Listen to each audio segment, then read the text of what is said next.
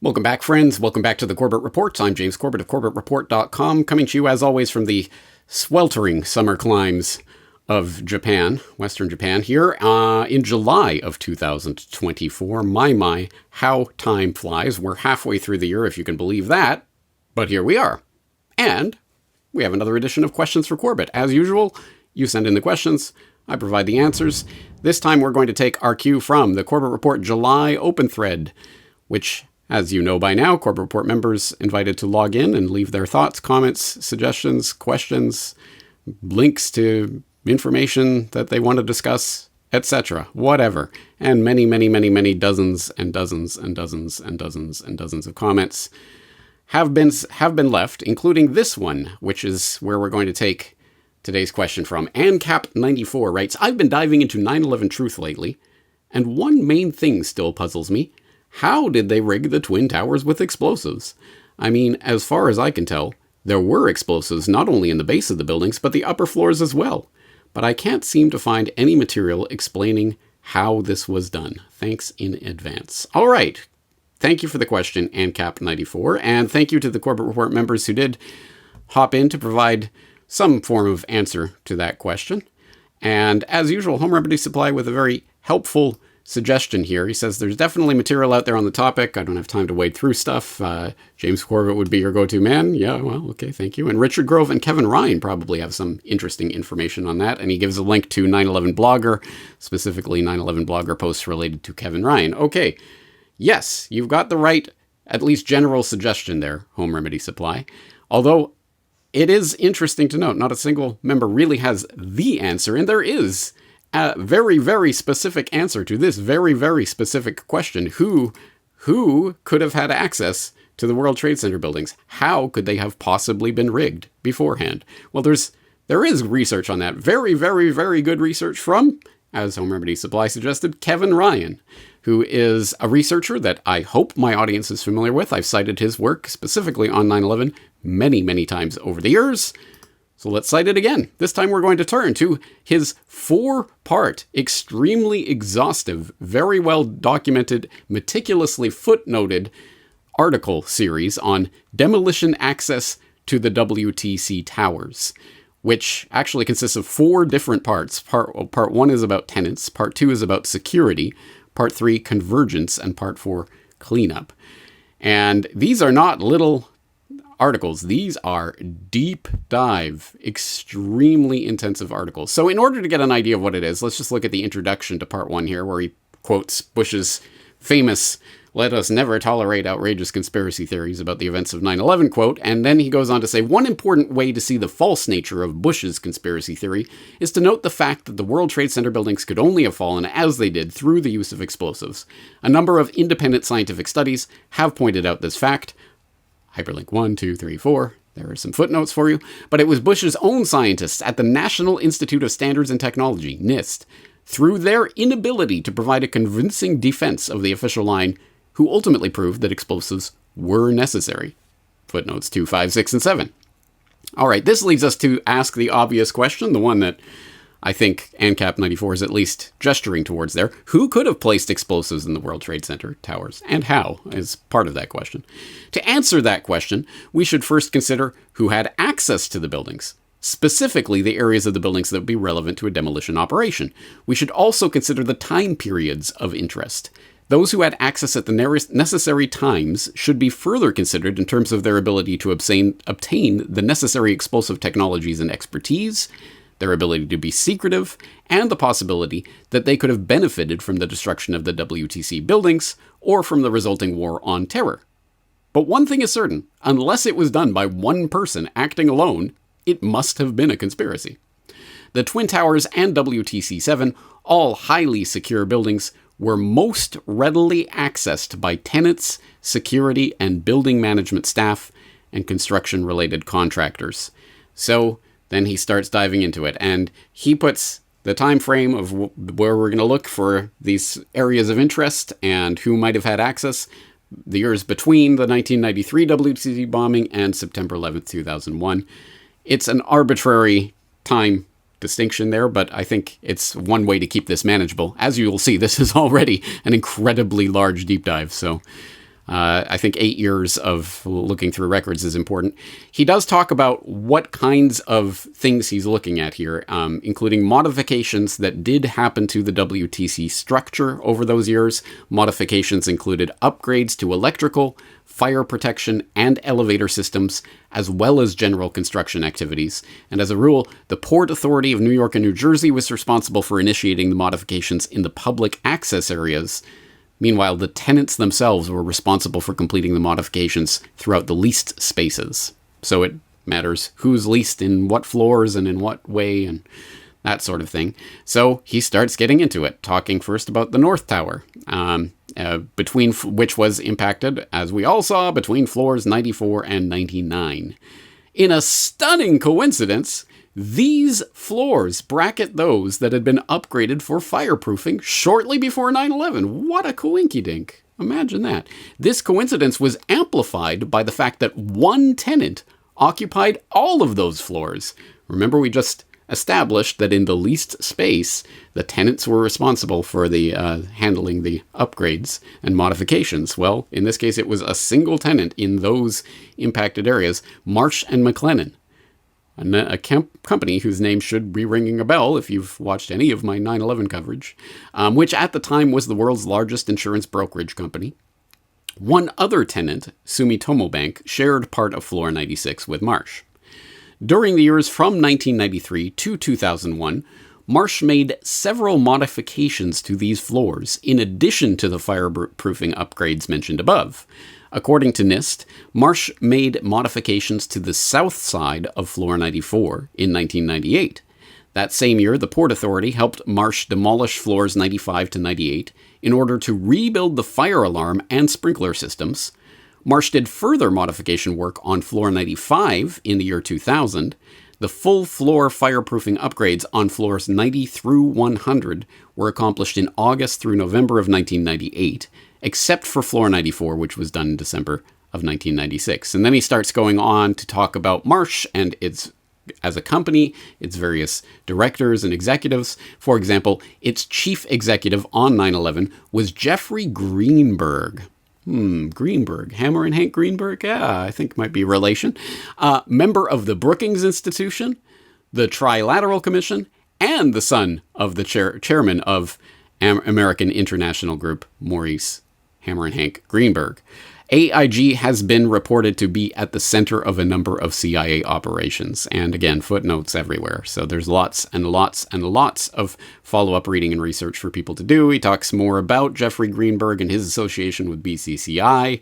He goes on to talk about other very powerful and well-connected people who worked in senior management at Marsh, including Stephen Friedman, a senior principal at Marsh Capital and former partner at Goldman Sachs, who later became George W. Bush's top economic advisor. What a small world. Friedman was also a member of the Brookings Institution, the Bilderberg Group, the Foreign Intelligence Advisory Board, and the board at In-Q-Tel, the investment firm founded by the CIA in 98. And if you don't know about In-Q-Tel, well, I just recently posted up a flashback to my 2011 report on Meet In-Q-Tel, the CIA's venture capital firm, where you can find out more about that. So, lots of information, lots of juicy links, and how Friedman was connected through Quill and Dagger, which, is one of those skull and bones type secret societies that infest the American Ivy League network.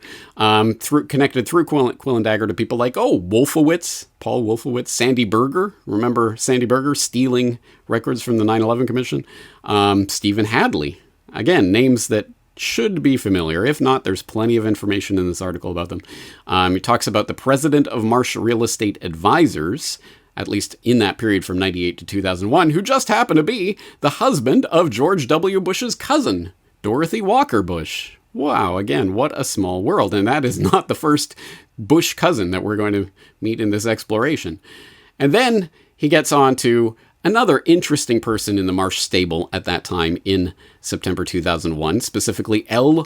Paul Bremer. He says, add to this, L. Paul Bremer and the possible Marsh ties to demolition technology become clearer. And he goes on to talk about Bremer and his connections. Now, again, this should be something that hopefully hopefully, you don't even have to be a longtime viewer. You will remember the very previous edition of Questions for Corbett, Clearing the Decks, where I was asked a question about people like Bremer, and I went through and talked and showed how to find more information about Bremer and his potential connections to 9/11. So, again, hopefully you've already seen and gone through that, but if not, well, don't worry. There's plenty more information in this article about Bremer and his potential links to what happened on 9/11. And for those who would like to hear Kevin Ryan talking more about Marsh, about Bremer, and about this 9/11 incident, Kevin Ryan was interviewed in 2021 on the Richard Gage Unleashed podcast,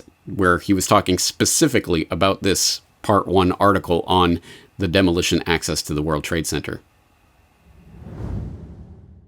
One thing that drew my attention in 2008 was a strange correlation between the fireproofing upgrades that were going on in the few years before 9/11 and where they occurred. And it turned out, I drew a diagram of this, kind of showing that where the fireproofing upgrades occurred just happened to be exactly where the planes impacted, exactly where these weird fires were occurring, and they matched up perfectly. I mean, in the North Tower, it was exact. It was exact. So the floors 92 to 100, for example, were upgraded for fireproofing. That's exactly where the plane hit the building. Those floors were all occupied by a company called Marsh & McLennan. And Marsh & McLennan was this huge conglomerate. It had various insurance and other financial interests. And one of the employees for Marsh & McLennan drew my attention.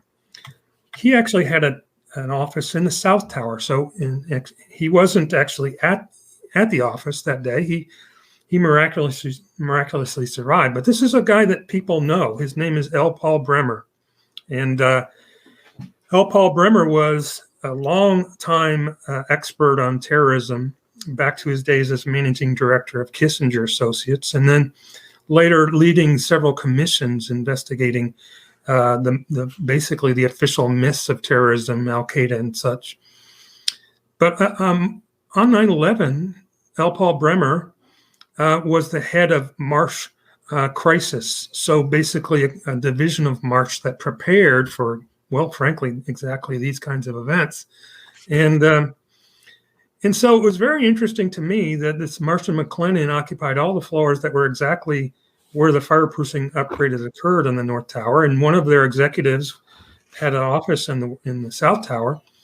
And you may remember that on the day of 9/11, it was L. Paul Bremer who showed up on the news telling us exactly what happened. He knew the whole story. It was Osama bin Laden. The buildings couldn't withstand the stress and such. And so we had to go after Al-Qaeda and Osama bin Laden. And just remarkable. But other things about Bremer that drew my attention was he was a director of some interesting companies, including one that had patented a thermite demolition device. Oh. So, yeah, it was a subsidiary of Dresser Industries. If you remember Dresser Industries, this was a company that George H.W. Bush had worked with in his days as a CIA business asset. So it's basically a CIA business company, Dresser Industries, related to the oil and gas industry. But Komatsu Dresser, which is a construction subsidiary of Dresser, had Bremer on its board, and also they had patented a thermite demolition device in 1998. So these things just start to adding up to me with, suspicion. At this point, there are a lot of just strings, coming together, things pulling together. Not necessarily saying that L. Paul Bremer planted explosives in the World Trade Center, but, frankly, it's very suspicious that the company would occupy the exact floors that where fireproofing upgrades occurred and where the plane crashed. And their executive, who didn't show up at the office, ended up telling us what happened on TV that day. People may know L. Paul Bremer better as being the occupation governor of Iraq. So he worked for Donald Rumsfeld right after that period of time. and he was instilled as the governor of Iraq under occupation. An incredible series of coincidences. Some interesting pieces of the puzzle, I think you'll agree. And yes, there seem to be a few things in the L. Paul Bremer story that indicate that that would be a thread worth following for enterprising researchers in the crowd, or any aspiring lawyers who want to bring attorneys general or others that want to bring actual court action about 9/11. This might be someone you'd like to subpoena, that you'd like to testify. So, at any rate, there's much more info and, of course, links and footnotes here in this article if you want to continue following that. But then, after talking about the North Tower, of course, we move over to the South Tower, in which we observe that the impact took place between floors 78 and 83, and who was occupying those floors? Well, Baseline Financial Services was located on floors 77 and 78, Fuji Bank was on floor 79 to 82, and Aon Corporation was on floor 83. And then he begins breaking it down. For example, Baseline Financial was led by a very interesting individual named Joseph Kasputis. And then he goes through Kasputis's interesting history and his connections to the Department of Energy and developing thermite ignition devices at the DOE. Not necessarily that Kasputis was personally involved in that, but anyway. Maybe just a tangential coincidence. And he goes through, again, much more detail about Kasputis, about that company, about Fuji Bank and its connections and its directors' connections to Deutsche Bank, etc. He's now on the board of Deutsche Bank, or at least in 2009 was, when Kevin Ryan wrote this article, etc., etc. Again, much more information. BCCI, again, coming up. Tons more information. The Boston Globe reported that Prescott Bush Jr. had also been a business partner with Tokyo-based Aoki Construction Corp. Interesting. All right, etc., etc. Moving to floor 83, there was Aon Corporation, which, oh, by the way, yes, the most interesting character working for Aon was Jim Pierce, the cousin of George W. Bush, another Bush cousin. Wow, what a small world. And still not the last Bush cousin that we could talk about with regard to 9/11. Anyway. An unusual feature. I thought this was interesting. Maybe tangential to the question at hand, but I thought it was interesting. An unusual feature of the destruction of the South Tower was the cold spot on the north face of the building. This section along a 12-column area of floors 80, 81, 82 did not experience any fire, despite the fact that the areas on both sides did have fire. And he does mention the NIST report concluding that insufficient information is available to allow a likely formation mechanism for the cold spot to be postulated, or, translating from the scientific technobabble there, it's just, we don't know. It's like their report on how the Twin Towers came down. Well, and then global collapse ensued. And then a miracle occurred. Again, all right. Plenty more information. And then he goes on, after going through the South Tower and those tenants that were in that impact area, then he starts talking about, well, if a top-down demolition were implemented in the WTC's Twin Towers on 9/11, then it would have been necessary to plant explosives on floors below the impact zone. From a novice perspective, it would seem ideal to have planted such explosives at regular intervals below the impact area, around floor 50, for example, and below that around floor 25 to 35 and lower. Videos show squibs emanating in these general areas of each tower at levels spaced between the mechanical floors on 41-42 and 75-76. And then he starts to go through some of those tenants on some of those other floors and how they're connected in, some of them to the aforementioned Marsh and other companies that we've looked at before, and some other companies with their connections. Then he moves on to conclusions and next steps, in which he notes that connections to organizations that had access to explosives materials and to the expertise required to use explosives keep coming up in this exploration, which is interesting at the very least, if not conclusive. And then he says, it seems that if certain management representatives of the tenant companies listed above wanted to help bring the WTC towers down, they would have been well suited to do so. After when you go through all of this information and all of the intelligence connections and Defense Department connections and other shady connections that these various executives of these tenants on these particular floors had, you will doubtless reach the same conclusion. There are also strong connections to those who benefited from the 9/11 attacks. And so there we're talking about not only, of course, the Bush family and their corporate network, but also the various companies that were connected or invested or partnered with Raytheon and other defense contractors and things like that. Again, there's a lot of material here, as I think you can see, even just by whizzing through it like this. And oh yeah, down at the bottom you get to the footnotes, and there's 63 of them to go through. So literally you could spend a good solid month if you really wanted to deep dive into this and go into every link and every connection and really explore this material. There's a lot there for you, but oh boy, we're only actually just getting started. Anyway, so after having read part 1, which I trust you will do after this episode, you might still be asking yourself, so what does this have to do with the price of tea in China? What is it about fireproofing upgrades that somehow prove what? Explosive demolition access? How does this work?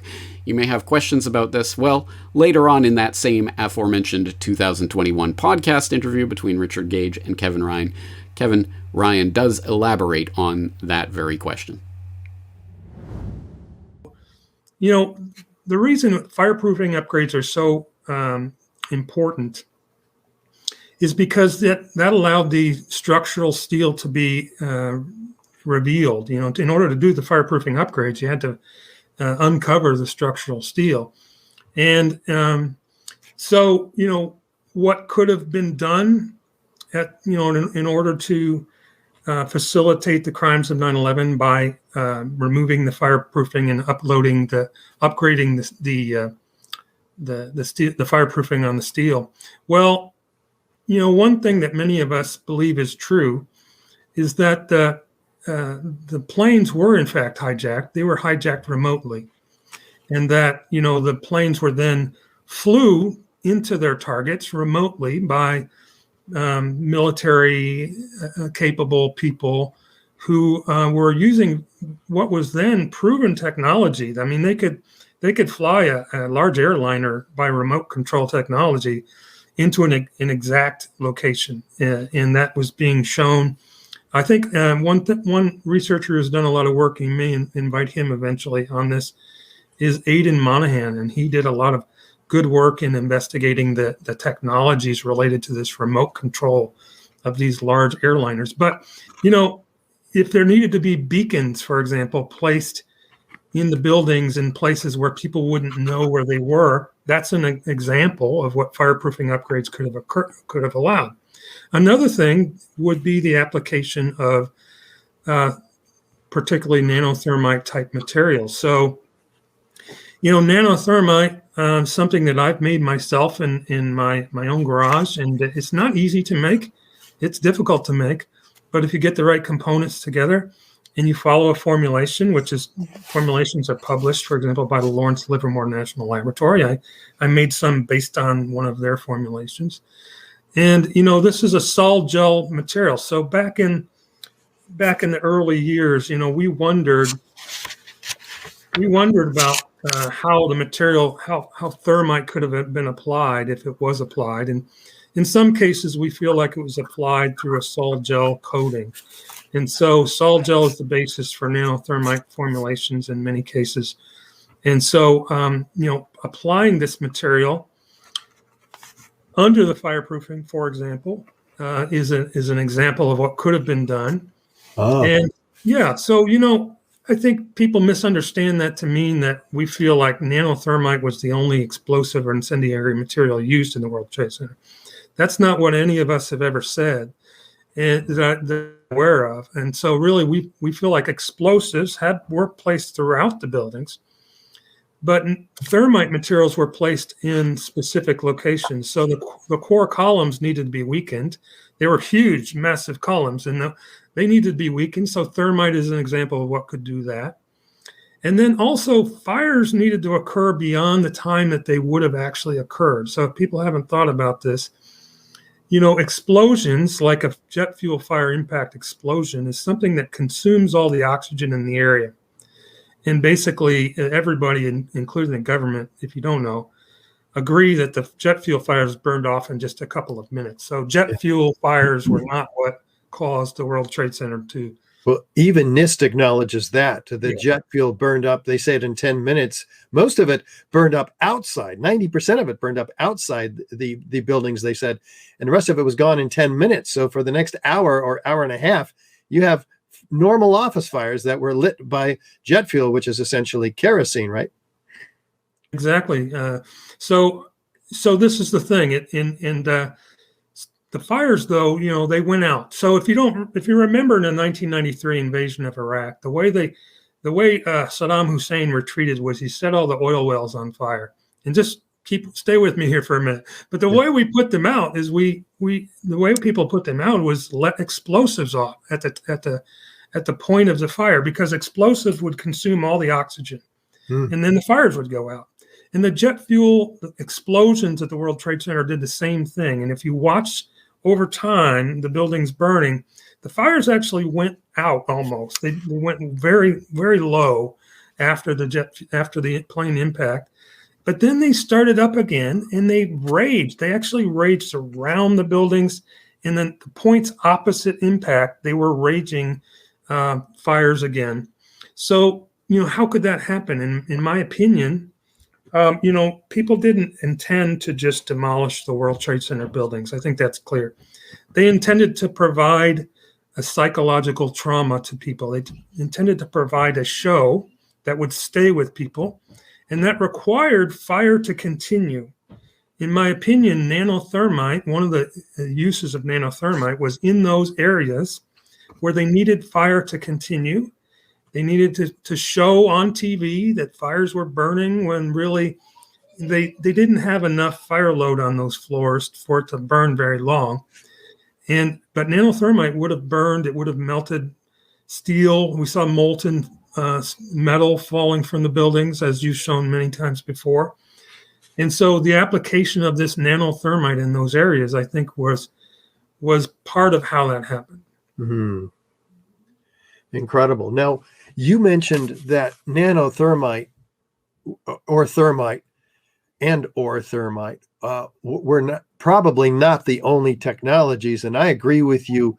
And I just wanted to add that we have 8-ton structural steel sections ejected laterally out of the towers at 80 miles an hour, clocked by physicists, landing 600 feet in every direction. This is an incredible explosive force. And we've always been saying that there's most likely high energy explosives. And yet we keep getting criticized by a small element of the 9/11 truth community for exaggerating the explosiveness of thermite or nanothermite, when, like you said, this is not our only thesis. And I have told some of these people personally several times that this is a straw man attack against those of us who are exposing the forensic evidence of thermite. Do you have any other comments on that issue? Well, yeah, we see a lot of the straw man attacks. People who try to present our information as claims in specific ways, and that has gone on for years, ever since I've been involved, and it's a misdirection. And frankly, it just causes more confusion and doesn't help. But I think that's the intention in some cases. So I've never said that nanothermite was the only thing used to bring down the World Trade Centers. I don't believe that at all. I believe that molecular explosives like HMX, for example, were also used. And, people ask, well, you've tested the World Trade Center dust for the thermitic materials. We have found thermitic materials scattered throughout the World Trade Center dust. Has anybody tested the World Trade Center dust for residues from explosive materials? And I can say that I have not done that. I think it's possible to do that. I don't know what the outcome would be. Well, let me say this. NIST actually said that they found no residue of explosives in the World Trade Center dust or steel. And a year later, they acknowledge in writing that they never looked for it. Right. So they admitted after they said that no, we didn't actually test for it. Of course, you're not going to find what you don't test for. Yeah. But I think it's possible to do chromatography testing, for example, of World Trade Center dust samples, and possibly find trace amounts of residues from molecular explosives, although it may not be possible as well. Can you explain molecular explosives versus high energy explosives? Right. So I call them molecular explosives. So like HMX, for example, is an example of what I would call molecular explosive. But there's high tech technology that the national laboratories and military had been examining at the time. But one thing about access to the World Trade Center towers in terms of demolition, there are other kind of red herring stories, I believe, that relate to kind of hint at the idea that somebody was there putting explosives in. For example, they talk about moving vans running around the area, and maybe they had bunches of explosives who came that day and planted them all. And I just it's the placement of explosives for demolition. I think, Richard, you may be able to speak better than I can about this after all these years. It doesn't occur overnight. It's not something that happens on the weekend. There may be some final touches, and we've talked about power outages in the days or weeks before 9/11. There may be some final touches, but to actually wire buildings or prepare them for demolition takes quite a long time, and especially huge towers like the ones that fell down on 9/11. All right. Once again, that was Kevin Ryan talking to Richard Gage on the Richard Gage 911 Unleashed podcast back in 2021 about the Demolition Access to the World Trade Center article that we just zipped through, or more precisely, part 1 of that article on the tenants. And there was a lot of information in there. So I hope ANCAP 94 and anyone else who may be just dipping their toes into the waters of 9/11 truth, I hope you had your pen and paper ready there and were taking notes, because there were entire avenues of exploration that were just touched on there in passing that are probably worth your time and attention. Like, for example, that what crazy space-age, futuristic, hypothetical idea that just sounds completely off the wall of remote controlling airplane? No, that's crazy. Oh, wait, actually, that's well-documented existing technology that existed in 2001. And if you want more information about that, I would highly suggest an interesting nugget from the Corbett Report archives that I think has been largely forgotten over the intervening 13 years, namely interview 293 with the researcher that they mentioned there, Aidan Monahan, who wrote a paper about the very technical analysis of the turning radius of United 175, or at least the data that we were given for that, and how it was incredibly unlikely for such a turn to be completed by a human being. There's a lot of very specific technical data in that conversation and in that paper specifically, so I will, of course, throw the link to that conversation in the show notes, as well as a link to my How to Steal an Airplane from 9/11 to MH370, where I talked about this remote control technology that did exist prior to 9/11. And there's a lot of information there to start getting into. Another thing that was just mentioned in passing in that conversation, but again is definitely worth more of your time and attention, is, oh, by the way, the power down of the World Trade Center that took place the weekend before 9/11, specifically Saturday, September 8th, 2001, and Sunday, September 9th, 2001. There was a complete power down of at least the upper floors of the South Tower. And for people who want more information about that, this is one of those things that I remember having been there a couple of decades ago, following the 9/11 truth movement at that time. I remember this was bread and butter sort of information that everybody in the 9/11 truth space knew and talked about and was widely written about.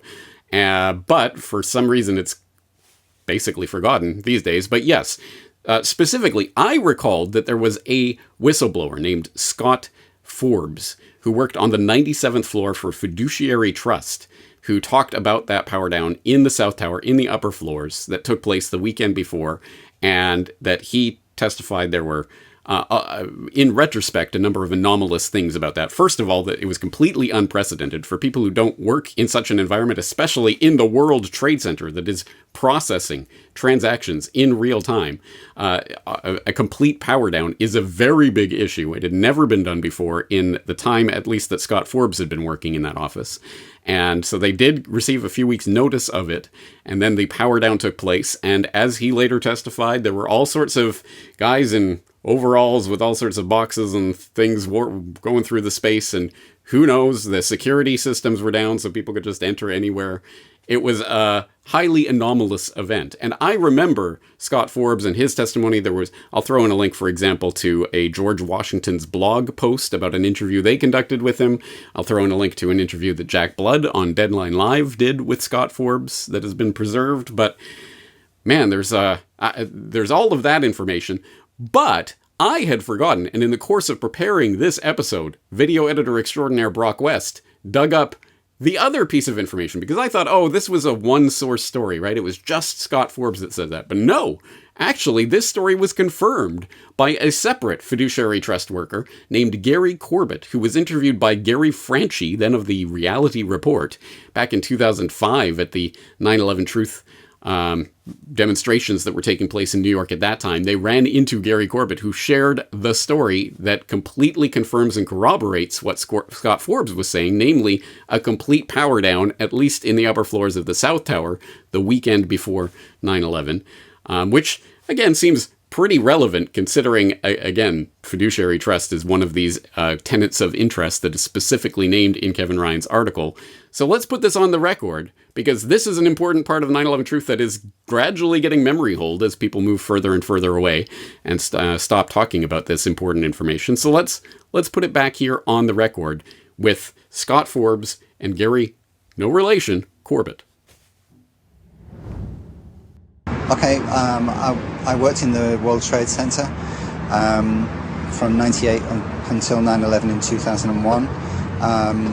My interest in the whole issue of a conspiracy for 9/11 is based on fact, that there was a power down in the South Tower on the weekend of the 8th and 9th of September.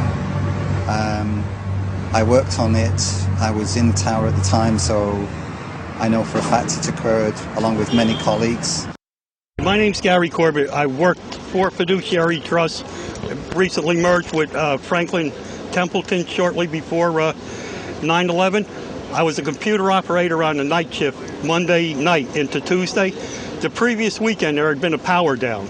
When the power was turned on, there was a lot of problems for all companies within the complex who had computer systems, simply because the mainframes weren't talking to the servers, to the front-end servers, and vice versa. And what made the day really tragic is you had a lot of the technical people, data processing types, coming in early, who wouldn't have been there till 9 or 10 o'clock. They were brought in early, and then you had the admin types coming in because, the trial balances and the books weren't complete. The reason I stopped, I saw the sign, 9/11 was an inside job. Again, because of the power down, there was a complete breakdown of security that weekend. I was working on the 97th floor, and supposedly, Fiduciary had a vault where there was gold, some kind of agreement with J.P. Morgan, or, something someone of my level wouldn't understand. We had guided tours coming into secured areas by mistake, and nobody picking it up because there's no intrusion alarms or anything else. And the one thing besides the loss of coworkers that day that I'll never forget, the CEO or whatever she was, Ann Tatlock, just happened to be out of town, and within moments after the collapse, made the statement to the stockholders and the other people that we lost a lot of people, but don't worry about them, they were only clerks. So we worked on the Saturday morning, shutting everything down, handed over to the Port Authority, and it was handed back to us on the Sunday afternoon. So there was a period of probably 30 hours where there was no power. Right, and it wouldn't have just have affected camera security. it would have affected all the secure systems on doors for either key locks or security badges and so on. To undo them, they weren't working because they're all powered by electricity, so there was no power, there was no backup system, therefore they were all open.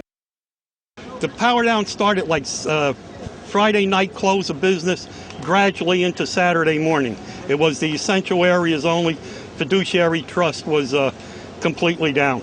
We were just there on guard duty. We were doing nothing because the power was off. The power came on probably sometime, I'm guessing, about 4 o'clock Sunday afternoon. In retrospect, of course, looking back, you think about everything that went on. The fact of the power down in itself was unusual. The fact that there were visitors to the tower, many in overalls, like engineers of some kind, wandering around the floors, carrying toolboxes and cables and so on. At the time, wasn't suspicious of it, didn't think anything of it. I guess my big thing is I'm not a conspiracy theorist. I don't like to be labelled like that. The information that I want acknowledged is factual, plain and simple. So, there's I don't have any clarion call for anybody. I just want the truth to be acknowledged and explained. When I tried to register the information with the 9/11 Commission thereafter, and when I pursued it with the Port Authority to acknowledge it, and the information was not registered by the 9/11 Commission, and it was not acknowledged by the Port Authority and is now denied by the Port Authority, that the power down took place. Once again, that is Scott Forbes and Gary Corbett both independently confirming that power down that took place in at least the upper floors of the South Tower the weekend before 9/11. And again, I think that's a relevant piece of information that has been largely neglected and forgotten. And the fact that it's at least corroborated by 2 sources. However, the 9/11 Commission, of course, failed to look into this event. And it's basically been largely memory hold by this point. So if anyone can dig up any more information about this story, if there's anything else that has occurred in the intervening couple of decades since those flurry of interviews with Forbes and Corbett, I would be interested. I would be very interested to see that because it's an interesting story.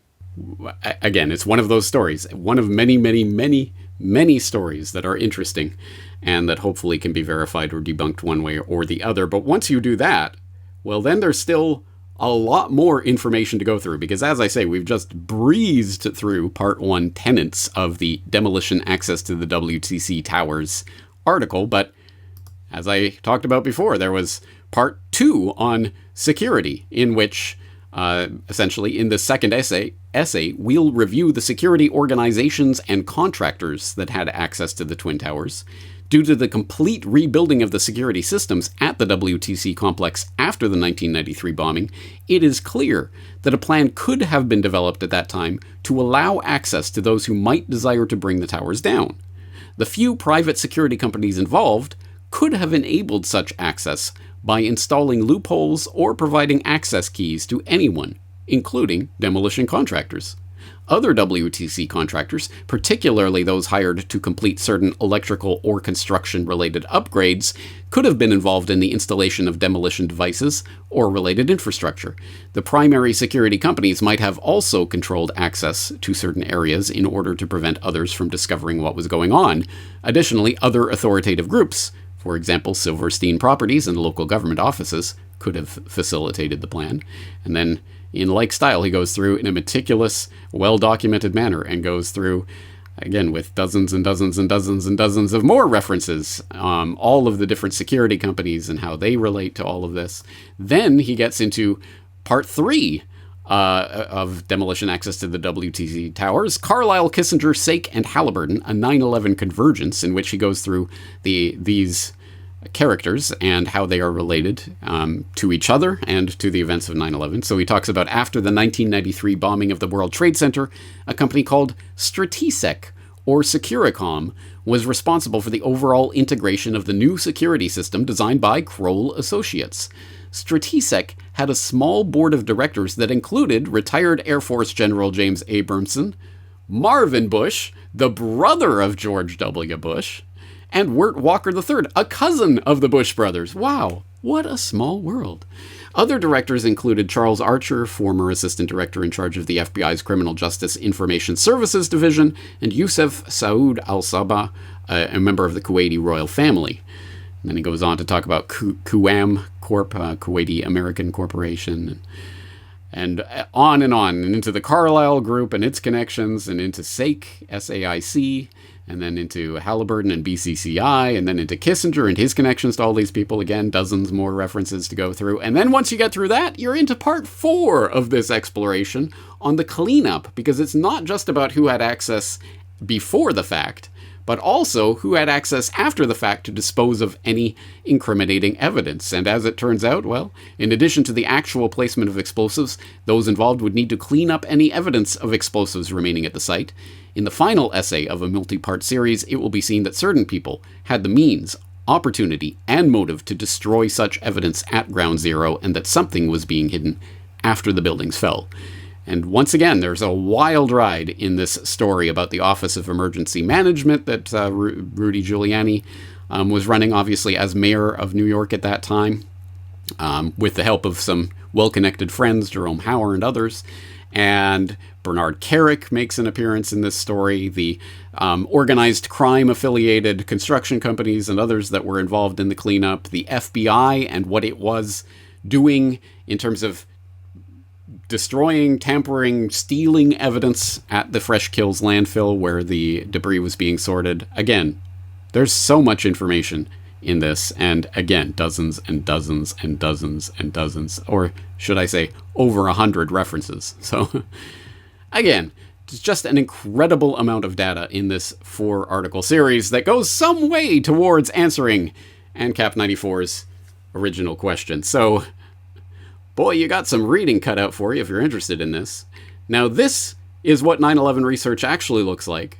It's not the conspiratainment popcorn 5-minute YouTube video with the spooky music. It's reading through dozens and dozens and dozens and dozens of documents and putting names and faces together and drawing mental maps of how people connect and how where people were physically located in various towers and things like this. It's a lot of work and it's a lot of effort, but that's what this 9/11 research is really like if you really want to start drilling down on it. If you really want to start asking the how question. But I hope anyway that this will be a good starting point for that investigation. Of course, it is not the ending point. It is not the end all be all, but it hopefully gets you thinking along those lines and gives you some good food for thought and some good links to follow and names to follow up with. But once you're done with that, not only to ANCAP 94, but to, again, anyone else in the audience who has only come on board with reality in recent years and may not be an old hand at 9/11 truth and may be interested in the subject, might I suggest that it is also worth your time to start looking into all of those subjects surrounding what is typically what the public has been programmed to equate with 9/11 truth. 9/11 truth equals explosions. Buildings falling down equals 9/11 truth. That is all there is to 9/11 truth. That is the whole thing that the entire movement is about. That is the only thing you're allowed to think about. Well, anyway, there's lots of researchers talking about that. And so I have attempted in my research over the years to talk about, any of the million other subjects and connections that come up when we're exploring what really happened on 9/11, why it happened, which seems as important to answer as the specifics of the technicalities of the how.